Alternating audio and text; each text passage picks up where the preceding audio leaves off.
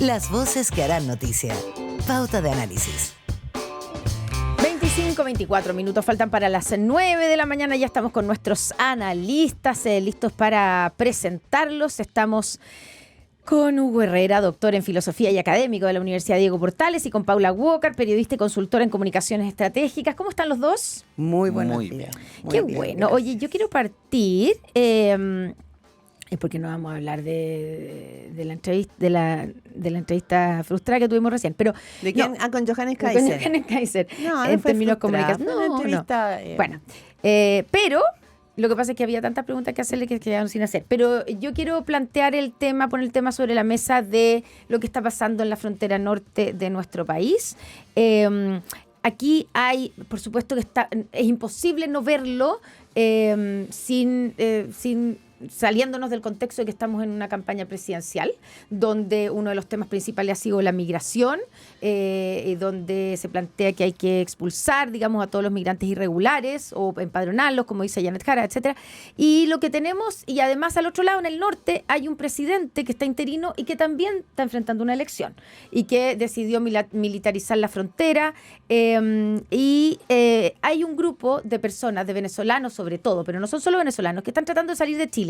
Ahora, tampoco son hordas, pero existe eso, por distintas causas, y que no pueden salir o no pueden entrar a Perú porque no tienen documentos de identificación. Son irregulares, por lo tanto nadie los recibe. Y esa gente, hay que hacerse cargo de qué se hace con esa gente, sobre todo si estamos pensando en que hay muchos que quieren que se vayan, ojalá si quieren irse a su país. Sí, ¿cómo lo ve don Hugo Herrera y doña Paula? ¿Cómo lo están enfrentando además las Sí, ¿cómo lo han autoridades visto? y los Porque candidatos? Yo creo que, a ver, primero creo que hay que sacar este tema, si lo queremos analizar en serio, hay que sacarlo de la campaña. Sí. Porque probablemente, claro, sea una tentación hablar de o empadronar y que es inhumano decir que los vamos a echar o decir que los vamos a echar. Las dos cosas creo que están dentro del contexto de la campaña y son entendibles dentro de ese contexto. Pero aquí hay un problema grave, digamos. Hay zonas en el centro de Santiago, y no necesariamente con venezolanos, donde las condiciones de vida de los inmigrantes muestran un nivel de degradación humana que no es tolerable, que tiene que ver con la prostitución, el comercio sexual, incluso de niños, claro, de trata menores de edad, personas. y cuántos temas más, digamos, el tema de la vivienda, del hacinamiento. Y todo esto tiene que ver, claro, con políticas previas de admisión o de tolerancia a la entrada de inmigrantes. Yo creo que es importante reconocer el aporte de los inmigrantes. Es importante tener unas fronteras más o menos permeables y no totalmente cerradas, porque los inmigrantes en ciertos momentos de la historia son relevantes. Y Chile mismo, digamos, la educación en Chile no se explica sin la inmigración extranjera. No fue una labor que realizara solo el Estado, sino que tenemos, qué sé yo, desde los colegios de religiosas hasta el pedagógico, que fue armado con profesores extranjeros, etcétera. Entonces, en ese sentido, creo que hay que tener una política, pero ordenada, porque lo que está claro ahora es que no podemos hacernos cargo e integrar a toda la gente que entró y que está viviendo hoy día en condiciones miserables y más bien de gueto, digamos. Sí, Sí. Paula Walker. Es que yo quisiera sumarme a lo que dice Hugo, en el sentido de que es bastante inhumano hacer política con la desgracia que significa salir de tu país de manera muchas veces violenta. Arrancas de un país que en este caso es Venezuela principalmente, que no te da lo que tú necesitas para vivir, ni tú ni tus hijos. Entonces, ocupar la tragedia de las personas que tienen que ir a buscar a otros países mejor vida, que además son indocumentados, que además viven el drama de los coyotes, de lo que significa la trata de personas, los niños y las niñas que usan en la frontera, que se los prestan, que los dejan botados en la frontera. Entonces, ocupar eso para hacer política de lado a lado, a mí me parece una falta de humanidad bien grande, eso es lo primero. Y traje unas cifras, pedí unas cifras para poder entender también las dimensiones de lo que estamos hablando. Y miren qué interesante. Fíjense que me voy a demorar un segundo. En la década del 2000 al 2009 entraron 121.000 personas. Estos son datos del En toda la del década. INE. En toda la década. Entre el 2014 y el 2016, primer gobierno de la presidenta Bachelet, entraron 190.000 personas. Bastante más que en la primera década. Ahí- Pero entre el 2017... Eso fue más los haitianos. Pero mira este dato. Entre el 2017 y el 2019 son 533.000 personas. Eso es último año de la presidenta Bachelet y primer año del presidente Piñera. Y entre el 2020 y el 2022 son 360.000 personas. Es decir, último año de la presidenta Bachelet y los 2 primeros años del presidente Piñera, esto fue una explosión.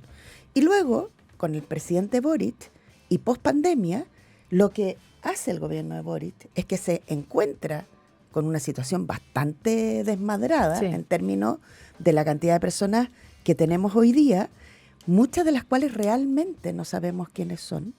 Entonces ha sido el gobierno del presidente Boric quien inicia un empadronamiento, que lo inicia en mayo del 2023, porque andan buscando alrededor de 340.000 personas, que son personas en condición de ingreso irregular, que no es delito hoy día, que puede serlo mañana, pero hoy día no es delito, es una falta.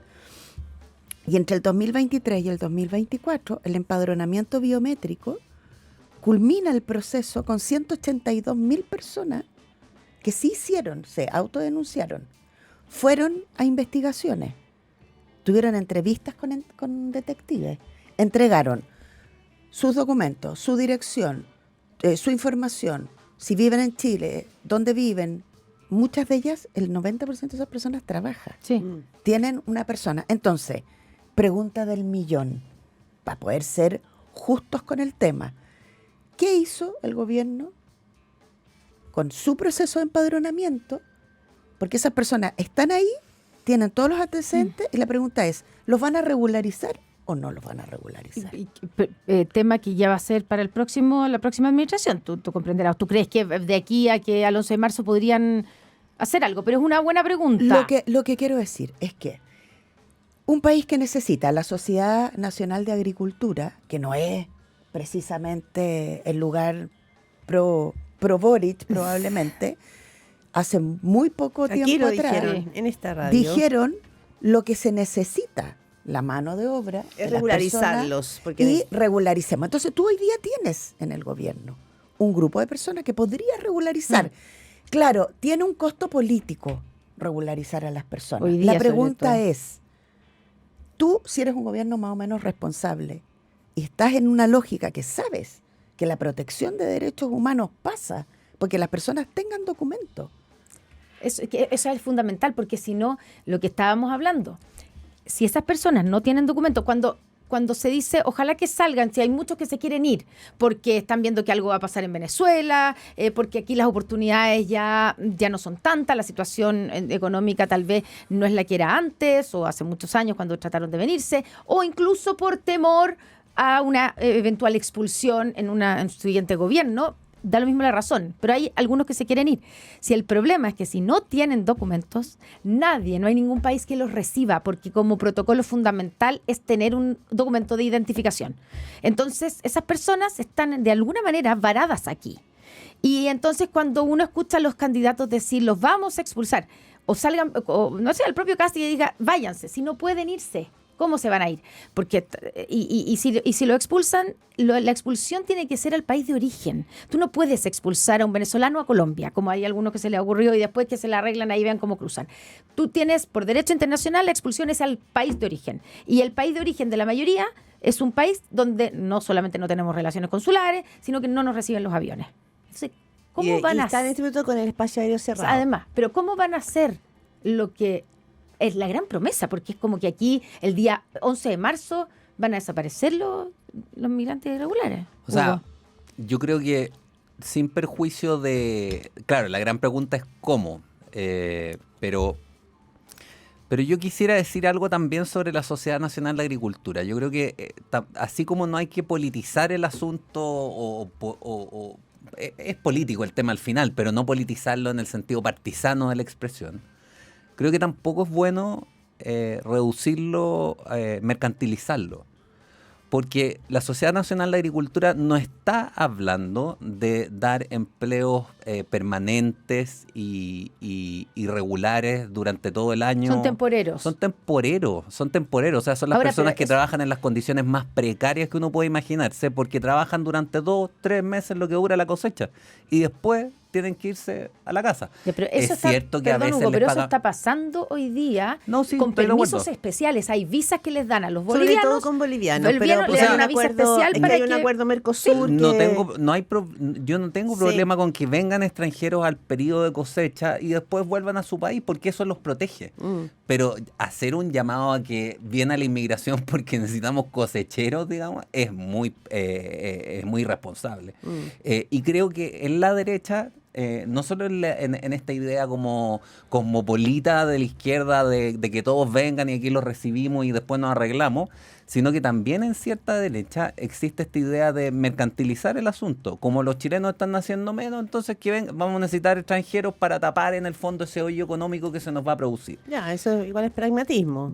Claro, pero creo que esa suma al final dejó hacer mucho y llegaron muchos en condiciones en que no están ni para trabajar con permanencia, y obviamente aquí hay que hacer la distinción, digamos, o sea, entre el venezolano, el peruano, el colombiano, la gente de otros países Sí. que viene y que realmente aporta y contribuye al desarrollo del país.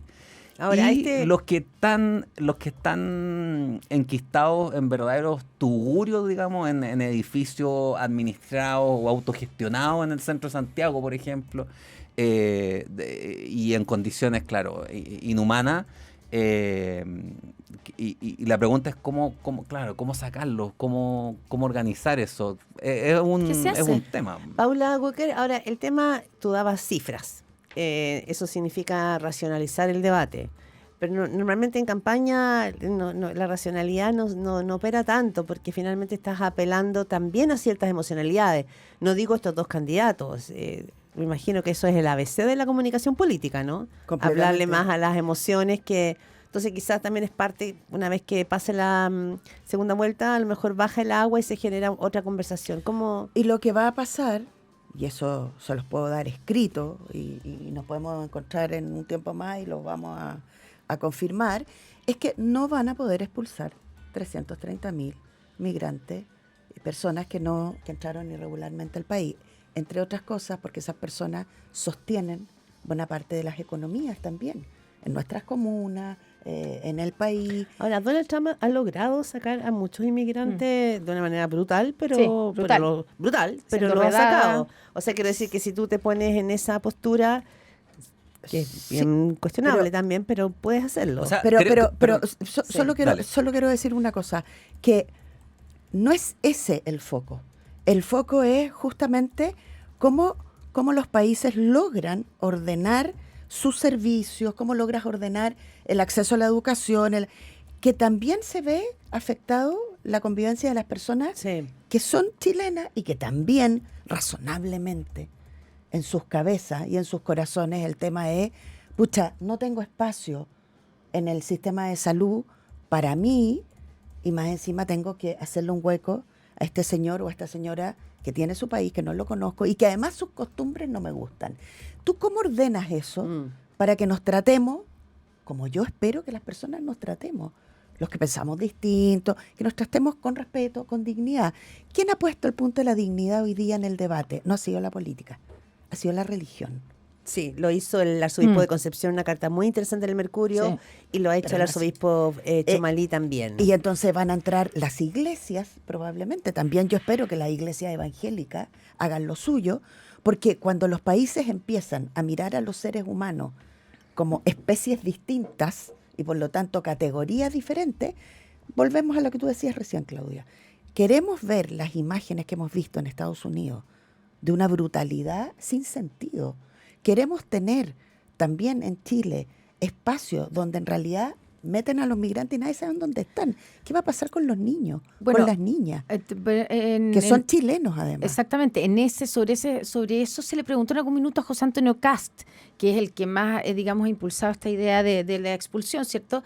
Y dijo que, por ejemplo, a los padres irregulares que tuvieran hijos que son chilenos, ellos le dan la posibilidad de que se vayan antes de que los expulsen para que puedan volver a entrar con papeles, o sea, iniciar algún trámite. Igual uno se pregunta desde dónde lo van a iniciar. Pero creo que el consulado peruano tiene que jugar un rol desde Arica. Ya, pero para eso primero tenés que recibirlo allá en Perú. Tenés que recibir a la gente. Hay un consulado en Chile, ¿no? Donde tú podrías solicitar autorización para ingresar al Perú, ¿o no? Claro, pues, pero sí es que el problema es que como esas personas no tienen Papeles. papel, no tienen ni una identificación, entonces Perú no deja, porque ningún país deja, ingresar gente que no tenga identificación. Entonces, al final es una especie de círculo vicioso.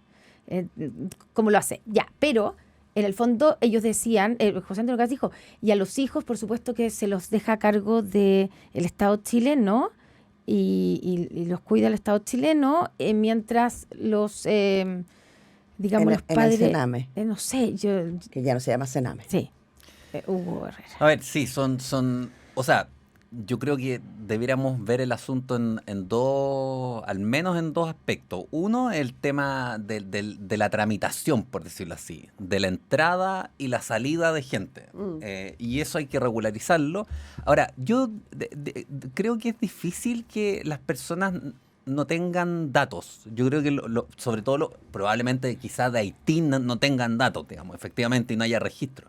Pero si alguien vino de Venezuela, lo más probable es que tenga los documentos vencidos, pero no que no tenga documentos, ¿no? Porque en Venezuela hay un sistema de registro y entonces reconstituir la historia es fácil y tú puedes ya con papeles provisorios al menos saber quién eres, los servicios pueden saber quién eres y con eso, qué sé yo, se puede hacer una disposición especial o de urgencia para pasar del consulado y volver. Lo que hizo este todo. gobierno que conversábamos recién, que es claro, el eso se tema puede hacer. biométrico. Ya, y pero- lo otro, perdón, Sí. lo otro son las condiciones de vida de la gente que se quede.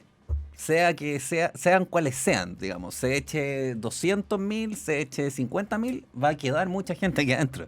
Y el tema es qué hace esa gente. La seguimos dejando vivir en guetos y por esta visión cosmopolita de la derecha o de cierta izquierda, claro, dejarlos en servicios de salud sobresaturados y bajo condiciones de atención, por decirlo así, de la seguridad social muy menoscabada, o hay que pensar en planes de empleo, no sé.